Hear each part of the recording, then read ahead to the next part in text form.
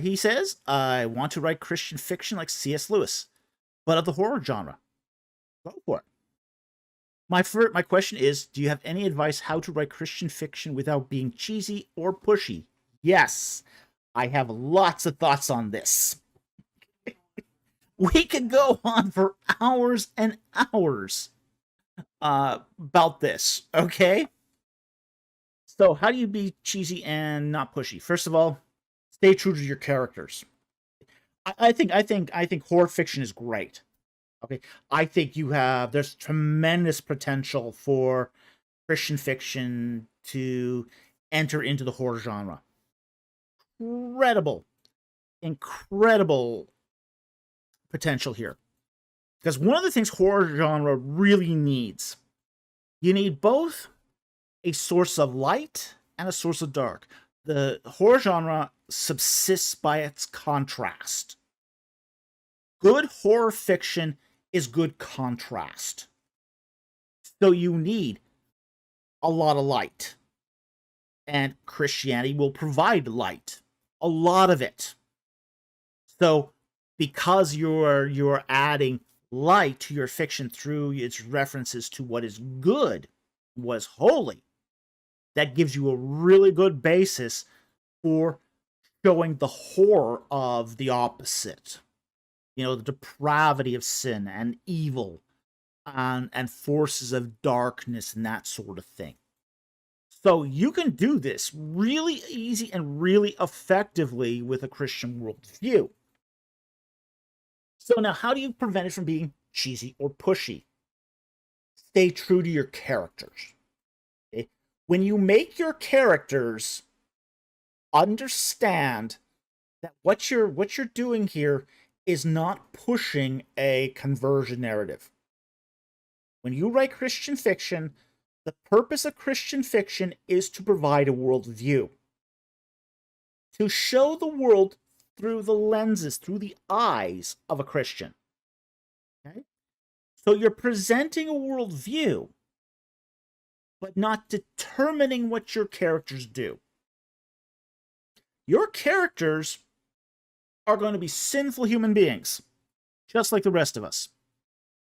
They're going to be sinful human beings. They're not going to be paragons. They're not going to be, polished, scrubbed up, lily white angels, unless you are actually doing angels, which you could do. But they're not going to be angels. They're going to be human beings, unless you do write about angels. Okay, so the way you don't be pushy or cheesy is to, how do you say this? Stick to the concept. You're going to have a concept for your fiction. You're going to have a concept of your characters. And you're just going to let your characters run through the fiction. Okay? Run through the world you've created. You've created a world for them. So basically, this is the whole enterprise of fiction. This is the whole enterprise of fiction, is to create a world. Your world building. Your world building. And your world building on a grand scale. So you've made this world for your characters. You've made a character who is going to react a certain way in your world. And then all you do is just sit back and let that character react exactly how that character is going to react.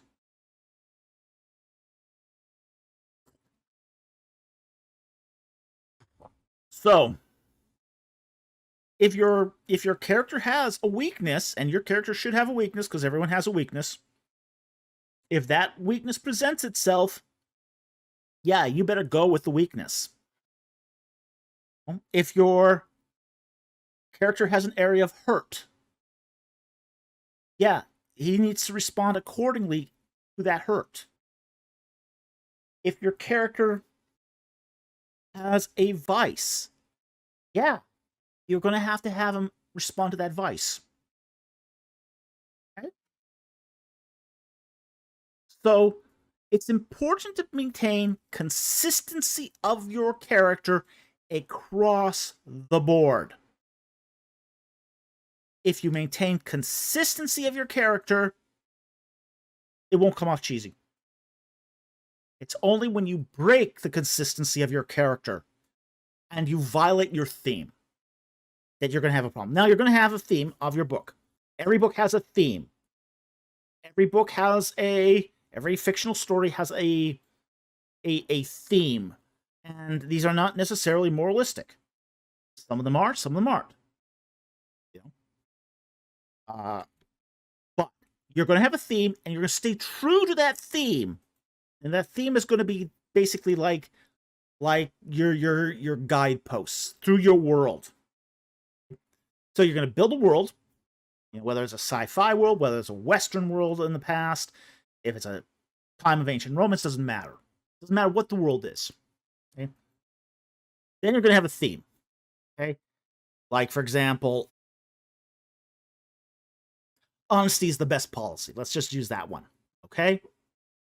Honesty is the best policy.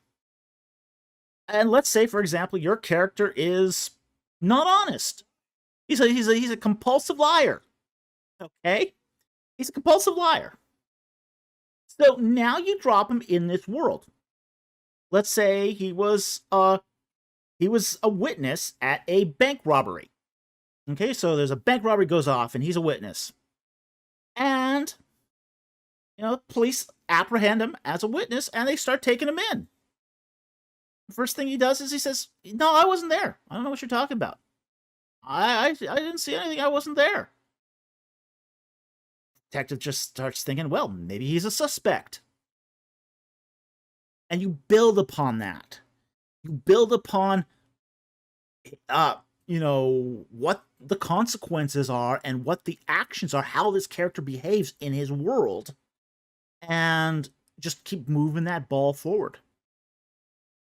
So that's my advice here.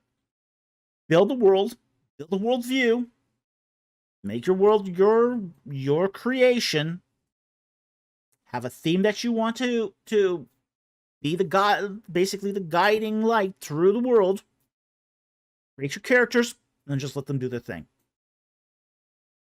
And this will result in fiction that has integrity.